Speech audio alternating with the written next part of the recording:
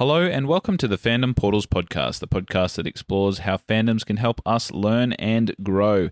This podcast is part 2 of our Dragonheart run, so episode 28, part 2, and in this episode you will find out all about Einon and Bowen and their character arcs, including the Spoilt King trope and the hero's journey trope. We also look in our Real Deal segment about the acting, the plot structure, and also the score to see what makes Dragonheart a memorable and nostalgic film.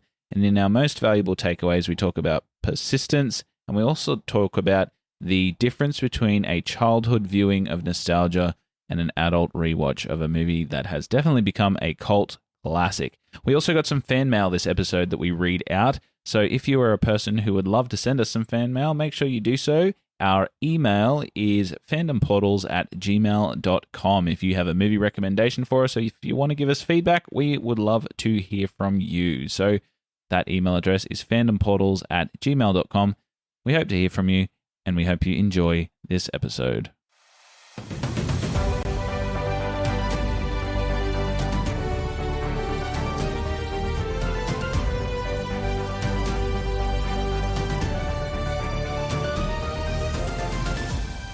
Hello, everybody, and welcome to the Fandom Portals Podcast. I'm here with Brash, as always. How you going, Brash? Tell yourself I'm buying a lightsaber. He's buying a lightsaber. He's scrolling the Temu addiction plate, guys. He is buying one of those dog vacuum heads that we were talking about last week. Guys, last time we spoke to you, we were talking about Dragonheart, the 1996 now cult classic movie that is starring Dennis Quaid and Sean Connery and also Dina Meyer. It is directed by Rob Cohen, and if you haven't already, definitely go and check out our part 1 where we go and talk about all the CGI elements and how they brought Draco the dragon to life. So if you're curious about that, definitely go and check it out. Now, Dragonheart, for those of you that don't know, is a movie about the last dragon and a disillusioned dragon-slaying knight who must unite to stop an evil king who was granted partial immortality. In this episode, we're going to be looking at some characters in the name of Bowen and Einon. We're going to be also looking at our Real Deal segment and our most valuable takeaway segment. But before we do that, guys, at the end of every single episode, we always ask you to send us feedback. And, you know, somebody actually did, Brash. We got some feedback. Feedback. Yeah, we got some. Feedback. We got some fan mail. So we're going to read it out right now for you guys. And if you're a person who wants to, like this absolute legend, send us some feedback, send us some fan mail, then you can do so at our email address, which is fandomportals@gmail.com. Now, this person's name is Mike, and they're from Virginia, USA. Ready? 1, 2, 3. Hi, Mike. Hi, Mike. How you going, Mike? Virginia, USA. He writes to us and says, I found your podcast in the last month or so, and I have since listened to all of your episodes. I found your discussions insightful, and I appreciate the wide range of topics. I consider myself a pop culture geek. I love comics, TV, games, movies, etc. As a movie lover, I find great pleasure in introducing people to great lesser-known films.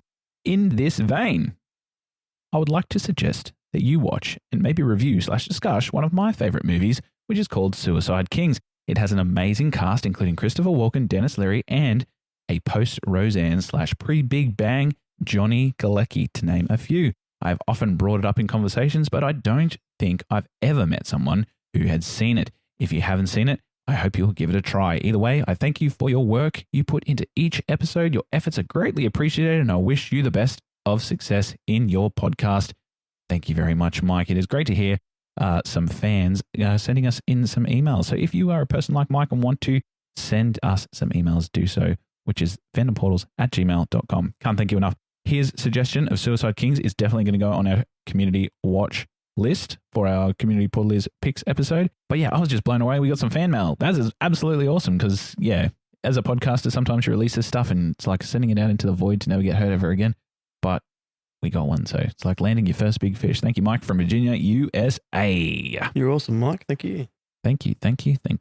All right, so this episode, we're definitely still talking about Dragonheart, guys, and this is the analysis episode. We're going to be giving you some deep dives on the characters, some of the insights, and we're definitely going to be rating it at the end to tell you whether we think this is a movie that is going on at Fandom Portals on board or not. So we're going to kick it off with our Portals Perspective segment. All right, the Popcorn Perspectives is a segment where the hosts take one character from the movie each and analyze their development and growth throughout the movie. We express to our co-host how this character should be viewed in your own opinion and the meaningful connections the character arc has made along the way. So, Brash, Your character was Einon. Mine was Bowen. Do you want to go first? Because I feel like there is a lot we could talk about in terms of Einon. Yes. Nice. I'll go first. Einon. He is played by David Thewlis. Yeah. Difficult last name. Thewlis. Thewlis. It sounds like you're saying Lewis with a lisp. Lewis. Thewlis. Yes. David, amazing actor.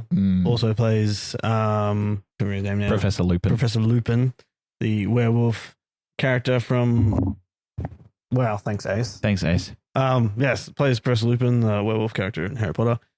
Also, as mentioned in the last episode, he was also in Legends as well. I love Legends. It's like one of my favorite movies of all time. But yes, Einon, the character of Einon, the character that is so easy to hate. Absolutely.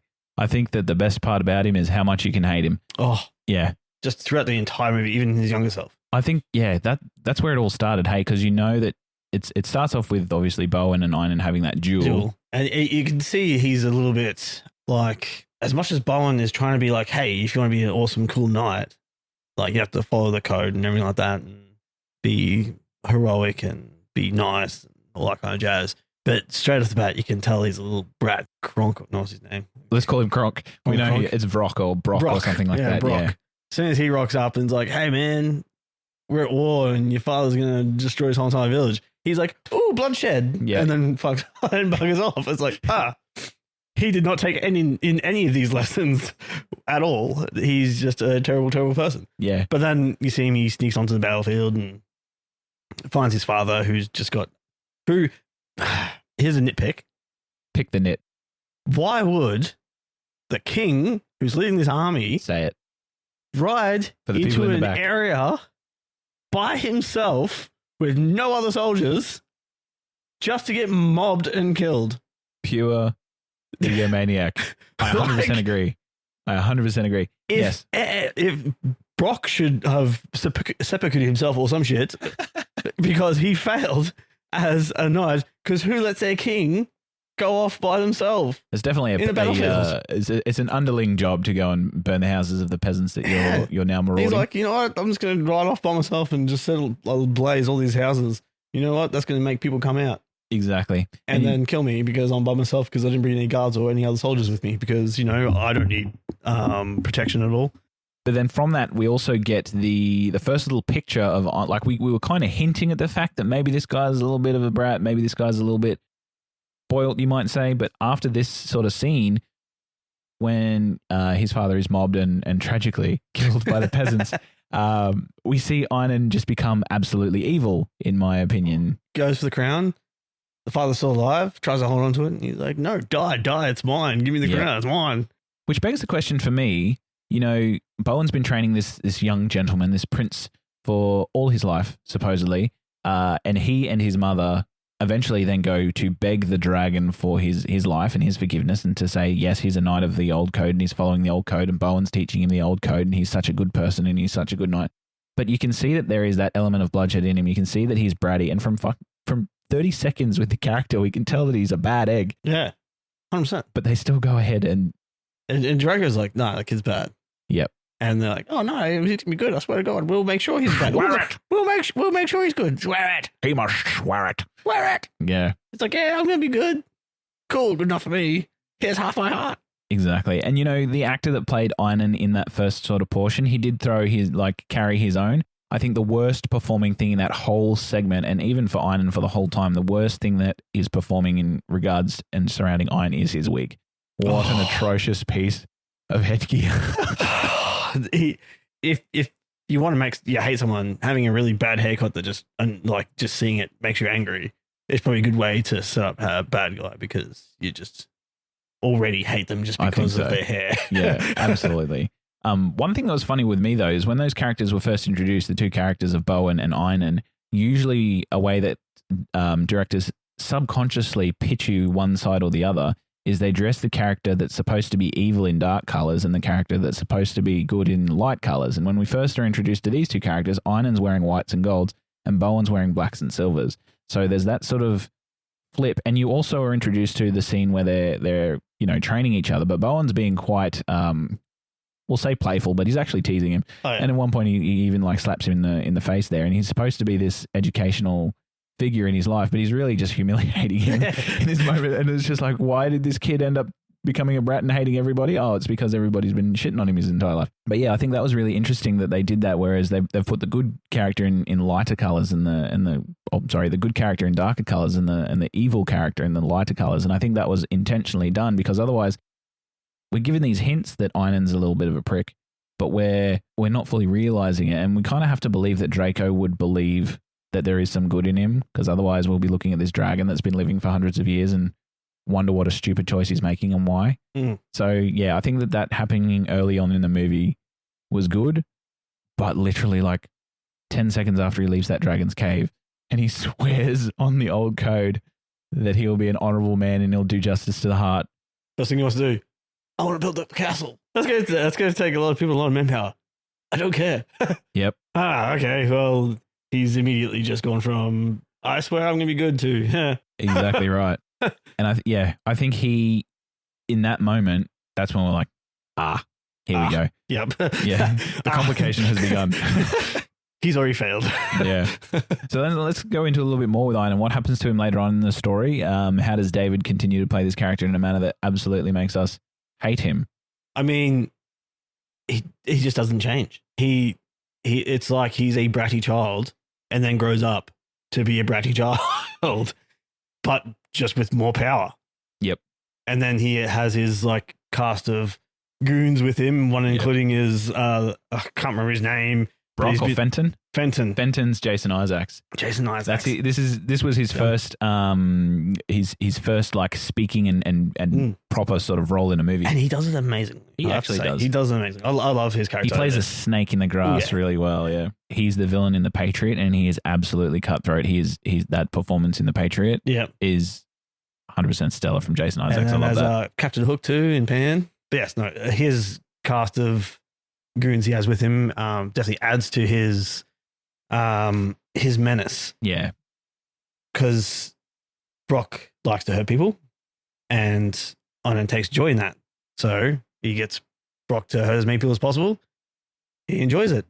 Fenton plays to his ego, sort of ramps him up to do horrible things. Yeah. Thinking that, Einon enjoys this. Like taxing the roads. Yeah. And Einon enjoys like sort of the dastardliness of it all. So Fenton hyping him up like to shoot the arrow to kill Kara's father. And Fenton's there like egging him on to do it. And betting him and gambling with him and things like that too. Yeah. And it just it plays off of it and makes him even worse of a person because the people around him at that time are pretty much doing it to benefit themselves, but in doing so, just continue to make Einon a worse and worse and worse person. Yeah. He's continually being validated in his poor behavior, is how you would say it in a school setting. In a school setting, yes. He's continually being validated by the people around him. And that's how you see bullies arise, as if there's a group mentality and they're continually just sort of egging people and getting what they want, basically. And being the king, he would definitely get exactly what he wants, which is why he butts heads so much with Kara, because he obviously wants to have her hand in marriage. And she's obviously very well opposed to that for a lot of good reasons. And very, very headstrong and very determined to thwart any sort of plans that he has. He's also not very bright. And I don't know if he's a little bit just subconsciously self-depreciative, because I remember a scene in the movie where he looks to Kara after, he's killed her father, and he says to her, he's going to take her and put her in the dungeons and things like that. And he says, I'll have to think up a fate for you that's worse than death. And then in the very next scene, he's got her in the dungeon bedroom, dungeon bedroom in a castle. Okay. But he's got her in the dungeon bedroom, and he's in the very next scene, he says, I'd like to take your hand in marriage. So the fate that's worse than death is marriage. To marry him. Yeah. Oh, man. Yeah, but, love it. Yeah. But yeah, you can just tell that he's an absolute worm. Realistically, that is a fate worse than death. that is exactly a fate worse than death. I know. And the thing is, he's such an interesting character in that when we see him, he's a snot-nosed brat getting trained. And then we cut 12 years in the future, and him and Bowen have a fight, and he pretty much bests Bowen. Yep. He goes from the kid that Bowen was training that was useless to being able to go toe to toe with Bowen. Yep. To never finding victory in the dirt to finding victory in the water. Yeah. Yeah. But I like that sort of like, I'm like, for someone who is now became king and probably didn't really have anyone who would actually train him properly because they wouldn't want to either hurt him or offend him for fear of getting made a slave or killed. How do you get so good with the sword? Yeah. No, I 100% agree with that because he's also very good with a bow. Yeah. And like with a bow, like I can probably understand the bow because he probably goes hunting and that's a big ego boost when you kill prey. So second best with the bow in the movie after Brother Gilbert.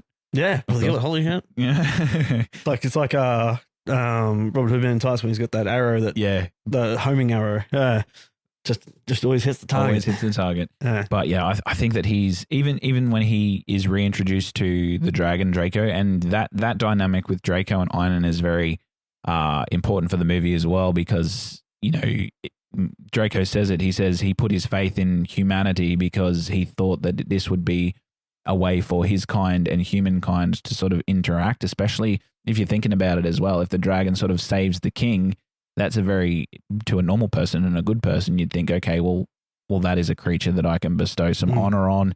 That is a creature that, we can have this relationship with, but obviously completely forgets about the dragon of Draco and his kind goes into hiding pretty much. And yeah, dragons are pretty much forgotten about. So there is that shame that Draco would feel as he trusts this individual and the word of the mother and Bowen. And yeah, I just think that he's just a very vile character, but I do like what you said before about how he does not change. And from the start to the end of the movie, he's a very two-dimensional villain, almost cartoonishly evil as well. But I reckon he like from pretty much the whole movie, he is the same. But this is where I think splitting this movie into two would have been beneficial.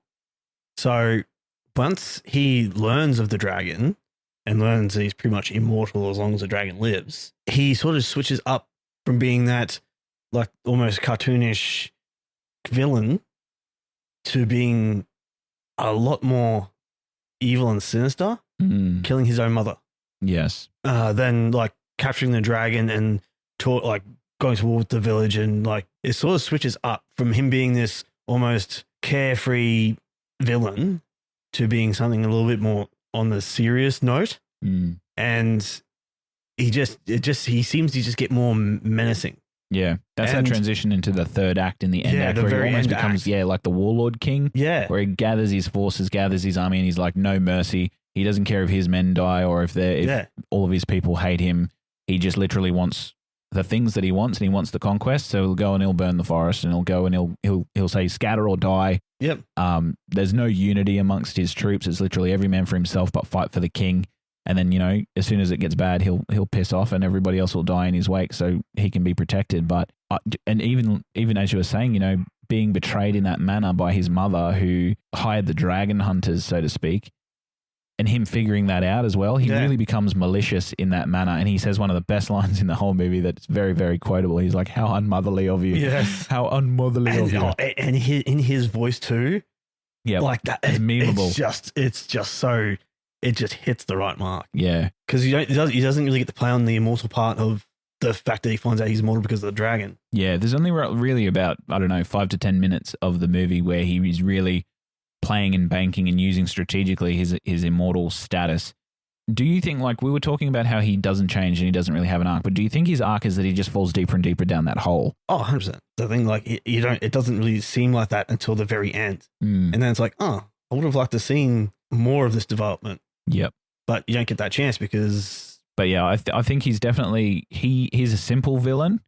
He's evil for this reason. He's definitely the king/spoilt prince archetype who just wants what they want the whole time. And I think for this movie, it kind of works because you don't really need more complications around that in a family-friendly fantasy film. You need to know the person that you want to hate, and you need to hate them for a good reason. And I think that he definitely pulls that off. Yeah. So I think Einon's a very hateable character, but I think he's hateable for good reason. Yeah, well, yeah, for the we're supposed to hate him. Yeah.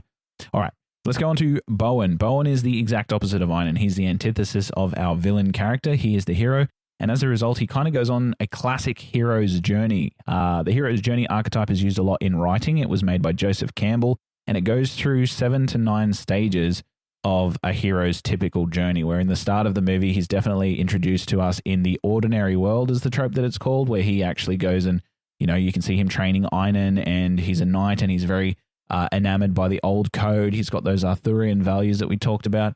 And, he's holding these idealistic beliefs before he eventually goes into this transformative state. And the action that transforms him is basically Einon, his ward, is injured, and he has to go and then, save him through the dragon. However, Einon goes out, and as we spoke about before, he's immediately, wanting to enslave the village. But for Bowen, he doesn't see that tyranny until he gets the heart. So he attributes the dragon's heart to witchcraft. And as a result of that, that's his shattering in terms of his idealistic views and beliefs. So that he has to start going down a new path, or that call to action is where he's really trying to get the dragon's heart with his mother and to save Einon. And then he's got that shattering event where he realizes that the ward he was actually trying to protect and the ward that he's been working with this whole time is actually an absolute prick. Yeah. So, when he confronts Einon when he's about to burn out Kara's father's eyes, and, he has that embracing moment where he's head to head with Einon, and he actually sits there and he says, what's happened to you? You're bewitched. Stop this. That's when you can see that he has that absolute turning moment where his complete beliefs in the code or in the order of anything is absolutely gone, and he starts to walk onto a new path. He refuses the call and becomes a dragon slayer, which is the complete opposite of what his character was before. These honor-bound beings of old magic and old code vibes in the dragon is something complete that he literally wants to eradicate and destroy from this world. So he ends up becoming more of an anti-hero than a hero. And this was the interesting thing for me, because I reckon his shift into this part, like where he's the dragon slayer, I think his shift after meeting Draco, which is another part of the hero's journey, meeting the mentor, I think that happened way too quick in this movie. And he seems like a character that really just wants to believe in the old code, but he's just been hurt and disillusioned by it for so long. And I think that once he met Draco and he actually had a conversation with Draco, and they sort of bonded after being in each other's mouths for so long, and the 2 days or whatever, or the 3 days that they spent doing that, I think that that's when he transitioned again into actually taking up the mantle and trying to move towards actually realizing the truth about Einon. Because, I think for you, does he present as a hero to you or an anti-hero? What do you think about Bowen? See, this is where my remembering of this movie wavers. Mm-hmm. So I forgot about the whole fact that he went around and actually killed dragons. The middle act of the story, yeah. Because I'd watched it since I was young, my memory was that he was always befriended by Draco, and for some reason in my head, initially I thought Bowen was the one with half the dragon heart. And they went around and they did the fake dragon killings for money. Yep. Until they're called up for a higher purpose to defeat a tyranny. When I rewatched it, I realized this was definitely not the case. Definitely not. Definitely not.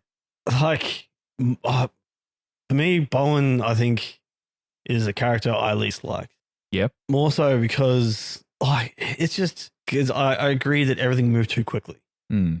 So I guess I understand he thinks dragons did it. He starts killing dragons because he thinks dragons did it. At no point was he like, maybe I should stop what Einon's doing. Instead, I'll just kill every dragon because I'm angry. Yeah, and he was looking for the one dragon that did it. And then realized later on that if he had done that anyway, we killed Einon anyway. So, But I think that that whole middle act where he's going around slaying the dragons, that's the one that's the bit that's a kind of off taste for me, because he's supposed to be this old knight that's following the code of valor, and yes, he does throw that away, but then his change in his character. 12 years. Yeah. His change in his character is that he goes and he hates dragons and he wants to kill all the dragons, but then he immediately goes in league with one to scam everybody out of money, and that was not something that he was ever indulging in ever. Like, he didn't care about money. He'd do it because, and then he did it to spite Einon. Yeah, exactly. He's like, any way to get the money from the crown, or Yeah, like, he I don't even says that understand. line. I've forgotten it exactly, but I think it's something like, it's not the pay, it's the pleasure Yeah, pleasure of actually finding and killing so the it's dragons. like so, and then, yeah, all the pleasure killing dragons. But when he's talking about taking the gold, he's like, I don't mind taking the gold out of Einon's pocket, blah, that. So, are you still trying to track down these dragons and things for Iron's sake? Because Yeah. it seems like you don't like Iron now either. Anyway, The contradictory thing for me as well is in the third act of the movie, when he actually goes and tries to defeat Einon and raise a rebel army against Einon, he's literally raising the same rebels as he just conned with this dragon ploy before. Like he's going through and the 3 or 4 villages that he conned, he's saying, come and fight with me and let's get the oppressor who's Einon. But the only oppressor that they really see is the guy that came in and killed the dragon, quotes, who didn't really kill the dragon. to be fair though, he didn't actually get paid by them because they end up trying to use the woman as the Yes, that's payment. true. Like Kara ends up being the payment. But 100%. And like, also, is Bowen immortal? Because in 12 years, He hasn't aged. he has a day. not aged a day. Whereas they even aged up. They aged up Brock.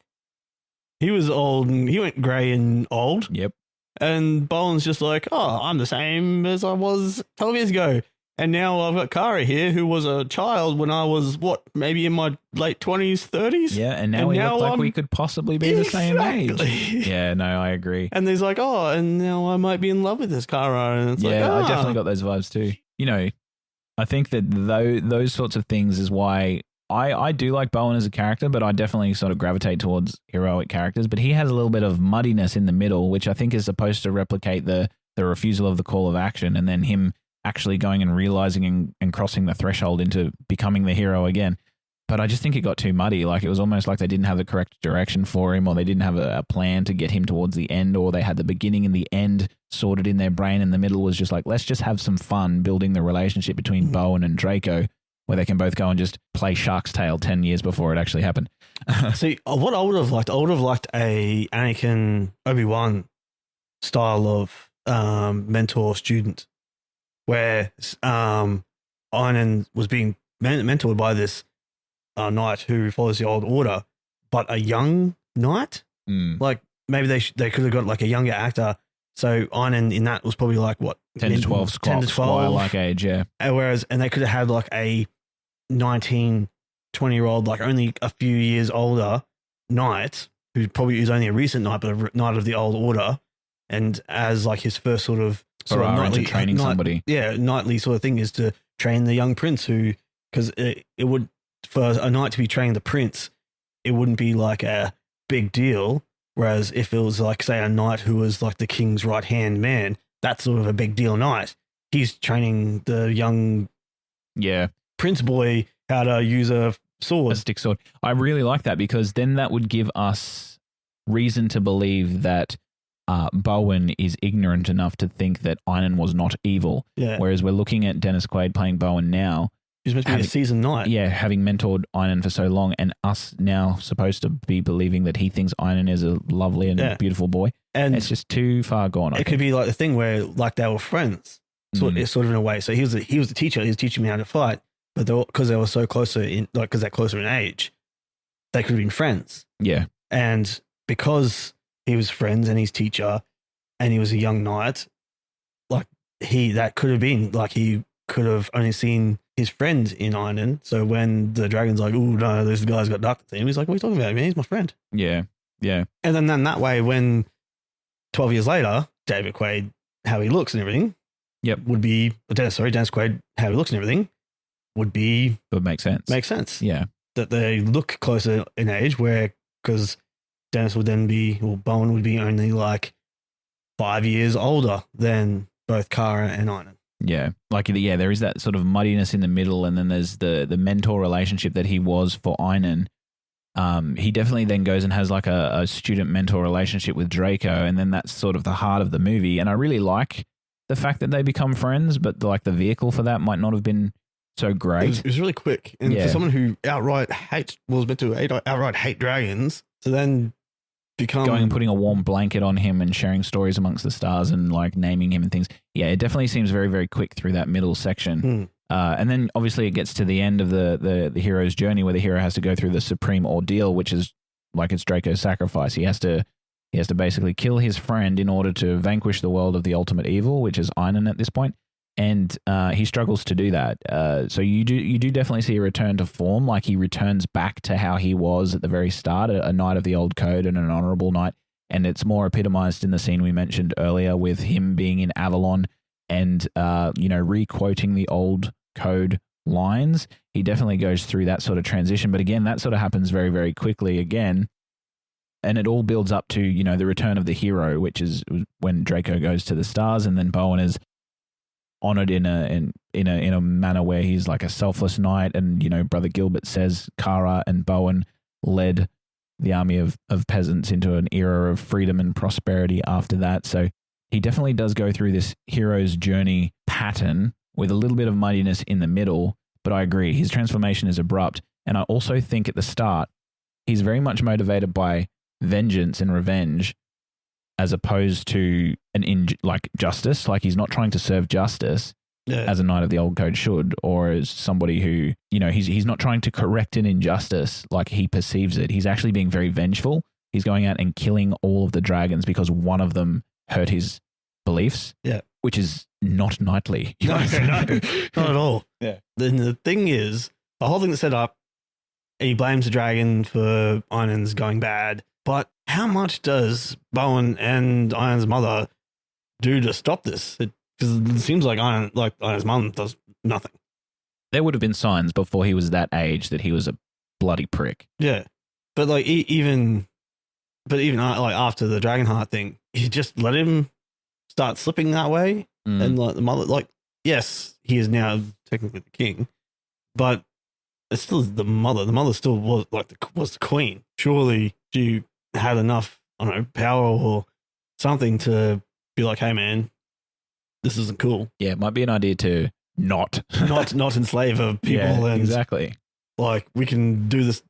Like it might take a bit longer, but we can do this the right way by hiring people and paying them for the work, instead of enslaving a whole people. So yeah, I think he's definitely a flawed hero. And sometimes that works in a story, but he's just a little bit inconsistent for me to look at his character and be like, okay, he's definitely going on this righteous hero journey where he slips in the middle, but he comes back through. But I think the way that he slips is absolutely converse to how his character is represented. So yeah, I think how they got from point A to point B had way too many detours along the way. Yeah.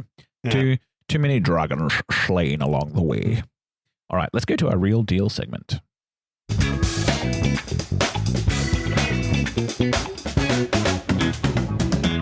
All right, the real deal segment is where we randomly select a criteria or a lens to view the movie through, and we discuss elements with the intention of finding out whether it can be rated positively or negatively. Each week, the names of these positive and negative criteria will reflect a fun element of the movie, and we will range the topics from, cinematography all the way to character development, villains, themes, score, all those sorts of things. So if something is good this week, Brash, we're going to rate it as to the stars. To the stars, right. And if something is bad, we're going to name it the oldest joke in the book and probably one of the most dad jokiest lines in the whole entire Dragonheart movie is the peasants are revolting because it's revolting. Yeah. Because they're revolting and they're also just revolting. Yeah, they're rebels, but they're revolting. So let's generate our first piece of criteria for our real deal segment. Okay, and we have generated up the acting performances. Did you want to start with this, Brash, or did you want me to? Yeah, I'll start. Yep. Go for it. I enjoyed the acting of pretty much everyone. I reckon everyone did an amazing job. I can't even say, because for me, all the characters were really good. I just think maybe the story let them down a little bit. And possibly a bit of the writing. Yep. Especially for Paul Dennis. Yes. He got a bad rap for this. Absolutely did. You were saying, yeah, and I can understand why. Mm-hmm. Because his character just seems so all over the place. Yep. Especially with his accent. Yeah. Like at some point he's a little bit Irish. At some point I was wondering why he was the only American in a very British setting. And at other times I'm just like, oh, he's turned his pirate on. He's being a pirate right now. It's for the pleasure. It's for the pleasure.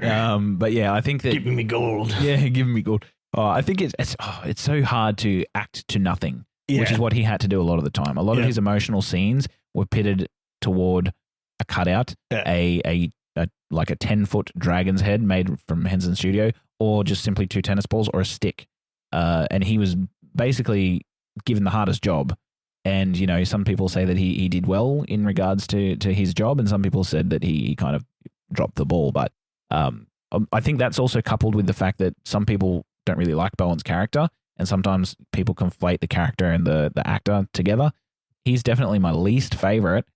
But unfortunately, he's a big part of the movie. It is a big part of the movie. And unfortunately, it is because of the way his character is written.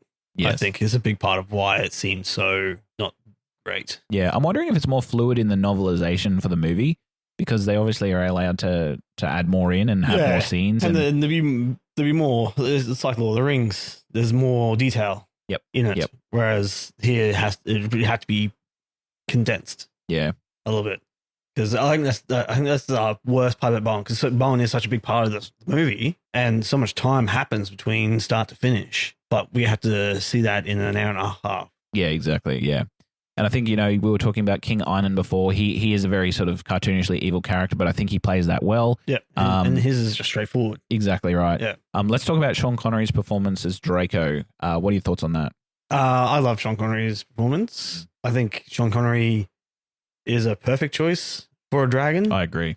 Same with like... He's regal in the way that he speaks. He's even played King Arthur before. Yeah. Like he's played King Arthur, and the Scottish accent and the Scottish like dialect that he has, a very recognizable voice, but also very regal, balances that humor and wisdom really well. And the way that they express his face on Draco is just like, it's almost like he was on the screen, you know? It was good. Yeah, 100%. Patrick Stewart and that, who voiced the dragons in the other Dragonheart movies, they always pick someone who's, and I think this is a great choice, is they always pick someone whose voice is either sort of unique or just that, like Patrick Stewart, like he's recognizable, but he's also very like, if you've watched Star Trek and everything like, he's like, so it's very regal. His voice has that age and wisdom to it. Yep. Patrick Stewart's has that sort of elegance and that importance and like that dignity to it. Yep. Yeah, it's almost he embodies this this nobility, and for a fantasy setting, I feel very brave when I hear Sean Connery's voice, I guess is one way to think about it as well. And as we've said before, I love how he switches it up between his he can be extremely ferocious and angry, as a dragon should be, because they are a wild and ferocious creature, but they've also got this sentimentality and softness and the fantastical sort of fantasy lore keepers in that sort of space. And Sean Connery does all of that in terms of the way that he sounds when we hear his voice. If he was actually alive now, I wish that he would do like sleep stories for the Calm app, because I would listen to that all day. Yes, you're drifting off to sleep. Sweet dreams, my pretty. But yeah, and I think that's the thing he brings to like the voices of things. Unlike Patrick Stewart and John Hurt, he has that one where, so Patrick Stewart being angry in a dragon's voice, like dragon. I couldn't really picture it. Yeah. Whereas Sean Connery, I can picture him being a ferocious dragon, and then I can also picture him being sort of having that soft, kind-hearted wisdom in it, and he sort of brings that duality. Whereas, like, say, John Hurt, I can see him, like, even in the Merlin show, like, his dragon is meant to be very, like, knowledgeable in that and helping out Merlin. Yeah, there was a few times there where he gets angry, but it just doesn't really have the impact. He was 100% the draw card for this movie. I think when they were looking at casting somebody, they knew it had to be somebody with a recognizable voice. They knew it had to be an A-list actor, because it also gave authenticity to what they were doing. They were doing something experimental. They were working with technology that had never been trialed. So if somebody was going to jump on board, it had to be an A-list actor that people would come to the cinema to see. Especially fantasy. Exactly. And who better than Sean Connery, who had dipped his toe in the genre before, who has that professional atmosphere towards his acting. And according to sources as well, it did also say Sean Connery was very enthusiastic to appear in this movie because it was sort of cutting edge, using different sorts of technology. And as I said before, you know, he's very happy about the acting requirements of the job. He never had to go outside of the studio. Yeah, exactly. So I think, he definitely pulled it off. Another person I want to mention before we rate this is Kara, who's played by Dina Meyer. Yep. Very famous for playing Diz in Starship Troopers. I think for her in 1996, she was a very, very, very good portrayal of a female warrior on screen. Director Rob Cohen said that he needed to cast somebody who could believably wield 2 Viking axes at the end of the movie. And you do, when you're having a Hollywood movie like this, you're very tempted in the female role to portray somebody who's that traditional sort of beauty, you might say, where they're sort of slender and feminine and things like that. But I think they went the right direction with Kara in terms of her warrior nature, but also like the heart that she brought to the movie as well. Redheads. I think she did good. Yeah, and it's redheads. Yeah, it's brave, like little brave. Yeah. Like any sort of. I think the only thing I would have liked more is if she had some sort of like Scottish accent. Yeah. Slightly. Yep. With the redhead Scottish accent, I could be like 100% be like, damn, she's automatically a warrior to me in my mind. Yeah. See, and then, but it also, it's not long. Again, it's so squished and condensed. But there is that part where little Bowen is sort of showing her how to wield 2 axes. Yep. And you can see at the start how she's like falling a bit, like hitting with the flats of the blades and not sort of getting the strikes. And then Bowen's like, you're making it too difficult for yourself. Fully mansplaining. Yeah, that's it, mansplaining. But yeah, just you're making it too difficult for yourself by just flailing around and trying to be all like suave and tricky and shit. Just be like, simple up and down. You just need to survive. You need to kill and survive. And it's like, just do it simply because you can get yourself killed otherwise. But then, yeah, she in her own right is. So I wish they had made her a little bit more warrior-like, because when she gets captured, she becomes the damsel in distress. She does, yeah. She does play that tropes on occasion too. And, that's very common during the 90s, and that's obviously something that movies are trying to sort of step away from now. But does she kill... Yes. Brock. Yes. And I think that was fucking amazing. And his last words, I noted this as well. His last words were, a girl. A girl. Yeah. And he says it twice. He's like, a girl.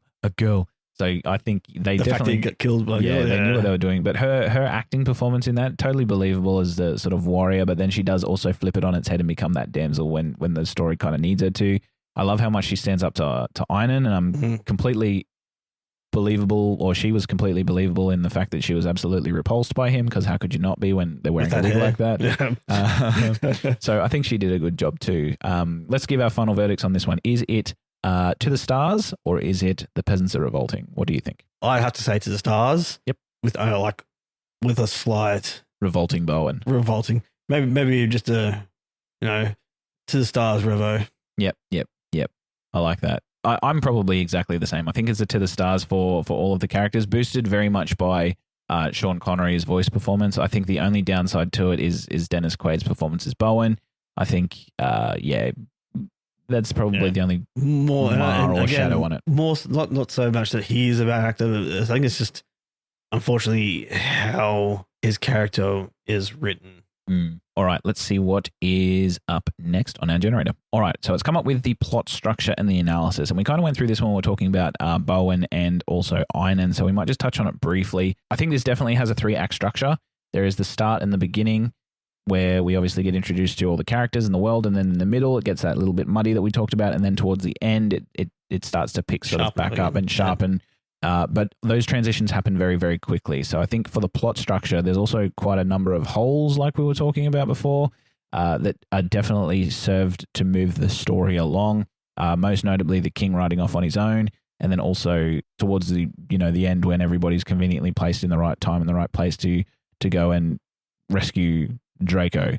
And then also the absolute story element where King Einon's just defeated and destroyed, so therefore everybody that's in his employ immediately disappear. Yeah. There's no other revolting after that, or no competition after that. It's just like a convenient sort of plot device. So I think for me, it's got this weak structure, but it does have some moments of emotional core. I think that is definitely the strength of the movie, where that emotional core sits between Bowen and Draco. And, that epic send-off at the end, I will talk about that, because as a kid, I cried. And even when I was watching it recently as a 35-year-old man, like I get this thing where I get tinglies and like goosebumps and stuff whenever I hear that soundtrack and that To the Stars. And I think that ending was really well paid off. And that just is a testament to Rob Cohen's direction in terms of how to finish a story. So I think for me, I think as a consistent sort of approach, I'm probably going to have to say it's the peasants are revolting for the story for me. What about you? Yeah, I have to say the same. So what I thought Dragonheart was in my head was not what I rewatched. In my head, the story made sense. The overarching story, yeah, I get it. Yeah, the idea is good. Yeah, but the bits and pieces in between it just make the whole middle of that movie, I was sort of like going, that doesn't make sense. Yep. That doesn't make sense. Yep. That doesn't make sense. I'm like, you just deathly hate these people or hate these dragons, yet you're going to be friends with one. Wait till it scars down. You're meant to really hate these things. And then when you find out that it's the dragon with half the heart, you're like, oh, okay. Yeah. Like, just brushes over that fact. And it's like, My thing with that is he spoke to this dragon in the cave when it was giving Einon in the heart. How do you not know the voice? Recognize the voice? And also, how many of the dragons that he is killing is speaking to him? So, how many does he have a little conversation with? I don't know how that's a bit of plausible deniability for us. And if he's trying to find the one that has the heart, but he kills these dragons, knows dragons can talk because he's talked to it before. He doesn't get any information off of them.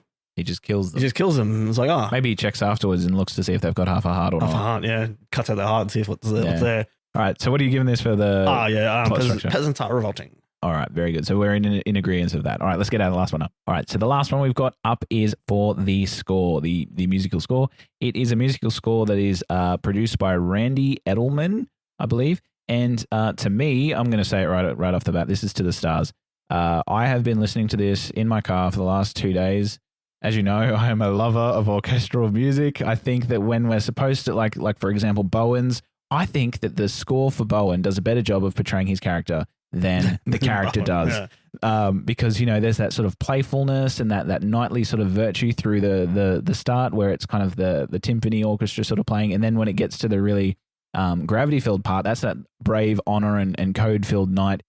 Draco's theme that plays towards the end when he's flying off into the stars just packs you with emotional resonance. And that's exactly what a film's score should do. It should be something that guides the emotionality of the film. And, we talked about... highlight the moments. Exactly. We talked about what moments you should feel something in and what moments you should not feel something in. And in that way, what you should be feeling. Yeah. So we talked before about how there's that line that I said before where we remember how movies make us feel, not what happens in the movie. And when we remember what makes...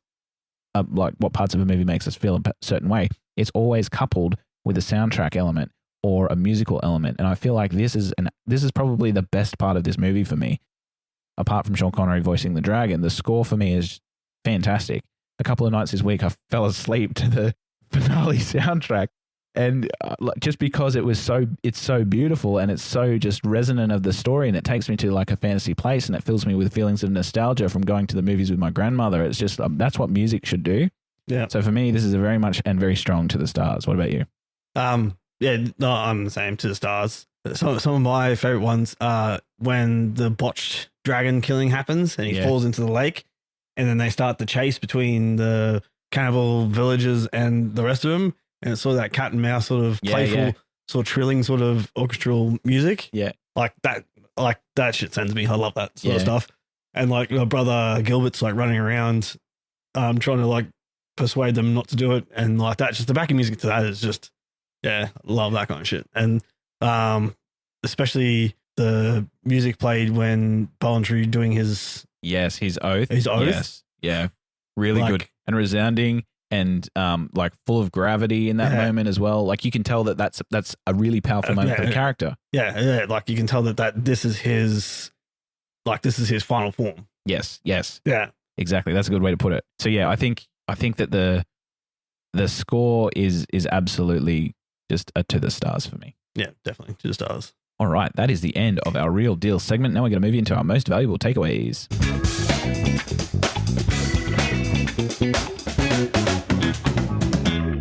All right, so our most valuable takeaways where we discuss the most important thing we learned from the media that we have watched. It could be something that extends our knowledge or something that we can apply to our life. It can be as simple as a piece of dialogue that stuck with us or a thematic and moral lesson or a technical piece of cinema. I might start with this one. The thing that I was trying to pull like a moral lesson from the movie, And I really couldn't get there because I think the moral lessons I was trying to find were coming from Bowen's character, and he's just too scattered for me. So I think the thing that intrigued me most about this movie was the fact that there is that massive difference between the nostalgic childhood viewing and the reality of the rewatch. So for me, I think, the reasons I tried to look at the reasons why I absolutely loved this as a child, and it was because, there was that hero's journey for Bowen. There was somebody that I knew was the good guy and somebody that I knew was the bad guy. And that is very good for a child watching a movie. I have somebody to back and I have somebody who I'm supposed to hate. There is also a wise and very extremely lovable dragon, to the point where when I was watching this, usually in movies like this, I do turn them off when my children walk in the room. But when like Draco was on the TV, my son was absolutely enamored by this dragon, and my daughter called it a Ra because that's what she calls dinosaurs. So it's that enamoring magical thing. And for somebody as young as, 6 for me, when I watch this and you're seeing a talking dragon on the screen, it's magical, and it's really just pulls that sort of mythical vibe from it. And I think there is also some very clear moral lessons in this movie as well, which is why it hits so nostalgically. There is the honor of the knights, there's the corruption of Einon and the king, there is the sacrifice that is played by Draco, and there's just that good and evil in a fantasy sort of setting in the story. And then also the CGI at the time, absolutely spectacular. Now, probably not so much, but at the time it was revolutionary and spectacular. I think it was, now looking at it, you're very critical, and you're looking at it through like a very sort of critical lens, having watched lots of movies from then on. But as I said before, I still felt at the ending the same way I felt when I was a kid when I watched this. So, and that's what movies are supposed to do. So for me, my most valuable takeaway is the fact that sometimes when you're watching a movie, I feel like that sometimes seeing a perfect film isn't the best technically. Sometimes a perfect film for you is like a meaningful one, or one that shaped your imagination, or one that really pushed you into storytelling. And I've done a Dungeons and Dragons podcast. I've loved fantasy all my life. This has influenced me. Like this dragon movie in 1996 with Sean Connery with shonky CGI and a really scatty hero played by Dennis Quaid. Like it influenced me, and it's not the best movie, but it's still one that I love. So that's why I found it really hard to rate, which we'll get to very soon. But my most valuable takeaway is that sometimes a movie has flaws, but an imperfect film can leave a lasting impression. Perseverance. Love it. So, to get through this movie, even though it's bad. No. I think perseverance plays a big part in pretty much all of the characters in this. So Kara's is to, even though all of her people are enslaved, her father's enslaved, she still tries to get people moving, to get them to rise up, to stand up for themselves, blah, blah. Even when her father is killed, she then still, she perseveres and keeps going, tries to kill Einon, gets captured, escapes, tries to find someone else who can help her build an army to take on Einon. She keeps going, even Bowen. So there's a line which I found in the movie where Bowen says to Draco, "I no longer try to change the world, Dragon. I just try to get by in it." And Draco says, "Yes, well, it's better than death, I suppose." And Bowen then has a shot at Draco with, "Oh, is it? I should think you welcome death.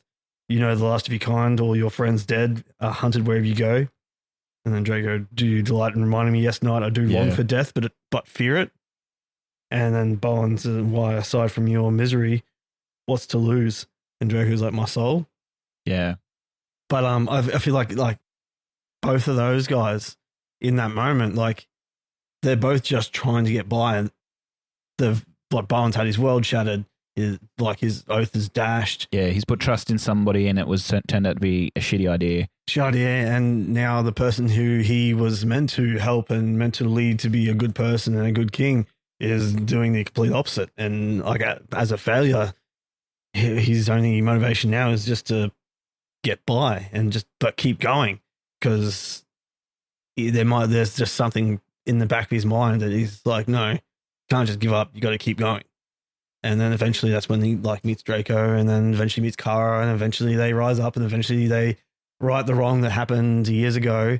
And the same with Draco, as Bowen said, all your whole entire race is dead. I've killed them all. Yeah. You've got nothing left to live for. And he's like, "Yeah, it's true." But he's like, "Why are you doing it?" Because I fear it. There's stuff I can live for. There's his existence has meaning, not just because he's alive, but also because like he is the last one. I am the last one. Had to. But yeah, I think that's a really powerful quote that you pulled out there, because it shows both of those characters connecting on a really emotional level that couldn't be more different, really. And both of them having that united view of persevering through a very tough time. Yeah, because both of them at that time, realistically, don't have anything to live for. And they don't have anyone else. Yeah, don't have anyone to live for, don't have anything to live for, but they're still both willing to fight tooth and nail to stay alive when they both fight each other. Mm. They've got, like, they realistically got nothing. Like, for 12 years, Bowen's been chasing his tail, trying to save Einon from something that he really honestly couldn't save him from. And Draco's the last of his kind, and he's a male. Yep. And so there's no more future prospects. No more, unless they can become a until seahorse. you watch Dragonheart New Beginning. True. And there's a secret baby. Yeah, there's a secret baby. But yeah, and they both got really nothing going for them, but they still fight tooth and nail to survive each other, and then eventually are like, oh man, we got friends. And then it's like, hey, as your friend, you need to kill me. Yeah. And that sort of brings in that two people that have got nothing coming together to create a bond. And then unfortunately at the end, which makes it so powerful, having to sever that bond for the good of mankind. Yeah. And yeah, I think that severing comes at the sacrifice of the self, but obviously the betterment of everybody else. And I think it also, those two characters both believed that was the right thing to do, because of, even though they were so different, as we said, they were drawn together through this perseverance, but they also had a shared vision of the old code. Yeah. Him being a creature of the old code and him being a knight of the old code. Yeah, I think that's a really good takeaway in terms of perseverance, because both and all characters in that movie definitely exhibit it. Good job, Brash. No, I do want to say, that scene when he renews his oath, when I was watching it, and then when Draco comes back out, for me, for some reason, I thought that Draco was saying the voice. I thought that as a kid. Yeah. As a kid, I thought that too. And then I found out it was actually like the voice of King Arthur. Yeah, in the commentary, it is the voice of King Arthur. But I thought it was for sure, for some reason, I thought it was Sean Connery. Yeah. But I'm like, oh, well, it could have been Sean Connery as his King Arthur character. Yeah. His might defends the weak. No, we would have known. Yeah. Because for some reason I thought it was him, but I thought he was downplaying his accent in it. But I still thought he was the one voicing it. But yeah. All right, let's rate it. Okay, Brash, this is the Fandom Portals Honor Board. This is where we rate our movies and place them on our Letterboxd Honor Board. The board can be followed and tracked on Letterboxd at Fandom Portals. So far, the leading movie is The Crow, which has an average of 4.25 from Brash and myself's rating. We both give this movie a score out of 5, and we take the average to see where it will sit. So, as I said, this is a very hard watch for me, or a hard rating for me, because I'm picking myself whether I'm going to rate a movie highly because it has made me feel a lot and I have a lot of nostalgia attached to it, or whether I'm going to give it a realistic score in terms of its technical, how it actually holds up. So that's what I'm struggling with. I was going to say, I'll let you go first. Yeah. So I can say 2.5. Okay. Because I think the 2.5 is purely the like most of the actors and the acting, the score, and how, even though it's rough, the visuals are still, for that time, really good. The story, for me, is what let it down. There are good story beats, like the ending, really nice. The start, it was all right. Bits and pieces in the middle were good. Yeah, moments of heartfelt and awesome. And awesome parts. Draco singing, good. The fake killing, risen up Kara, good. Falling into the marsh, good. Good, yeah. But like, there's so many other parts where for me, it's just forgettable. And I think that's why the story in my head was different to what I remember, because I think, so yes, 2.5 for me. All right. So if I was to rate this with my heart, I would give it 5 out of 5. But I think I will stick in the vein of our podcast, and I'll probably give it a 3, because I think that I cannot underappreciate the CGI at the time. I know, looking at it now, a lot of people do have some gripes with it. It was great. Yeah, but I think at the time, just to animate Draco's lips in the way that they did, and not everything matches the words, but it is revolutionary for the time. And trying to mimic like a human's mouth onto a dragon-shaped skull is very difficult, and it pulls off. Like they pull it off. Not to mention the flying sequences across the sky. They replaced a plane. Like they flew over a plane, and then they replaced that plane with Draco. I think that technologically it is absolutely profound. Sean Connery's performance, awesome. The good versus evil and the simplicity of that story is something that's awesome for a family-friendly fantasy film. And yeah, as we said, there's some story elements in the middle act that don't fit. Some of the acting is a little bit choppy as well. And then, yeah, there's just some beats that don't quite fit it. So for me, it's a 3. For Brash, it's a 2.5. Let's see where it sits. All right. So that puts Dragonheart at the 10th position, which means it still sits in the top 10 of the Fandom Portals Honor Board, which is awesome. Top 10 is nothing to be shy of, considering that we have 27 episodes out. Not too bad. And then, maybe in the future it'll remain in the top 10. We'll see. But definitely if you like fantasy films and you want something to show your kids when they're about, 7 to 12, it's probably hitting that age range, I think. Yeah, I think that is a really good score for it. All right, so let's do our sign-offs. Okay, this has been the Fandom Portals Podcast. We want to thank you guys for joining us as always. And if you wanted to add a viewing choice to our community's watch list, then you can do so on Letterboxd, and you can also join us on Threads and Instagram and Reddit, where you can put those suggestions in, or even just comment on some of the posts that we put up asking for your opinions, because sometimes we read them out on the show. We want to thank Mike again from Virginia in USA for sending us that fan mail. If you're a person that has a long form question, or if you want to send us a movie recommendation on emails, then you can do so at our email address, which is fandomportals@gmail.com. All right, that is us from the Fandom Portals Podcast. Aaron signing out. To the stars, Brash, to the stars. Oh, thanks for joining us, and hope you enjoyed the episode. So yeah, now on the next podcast, we'll be talking about Gabriel. For those who know what that's about, it's about the struggles between good and evil, between heaven and hell, on our little mortal plane that is Earth. Keep a lookout for that one. I personally like that movie, and it's one that I suggested that we have a look at, or Aaron to have a look at, because I've seen it and he hasn't. Yes, so definitely go in and do your homework for next week, guys. That is Gabriel we're going to be looking at. But yeah, thank you so much for joining us, guys. We really do appreciate it, and we'll catch you guys later. See yous.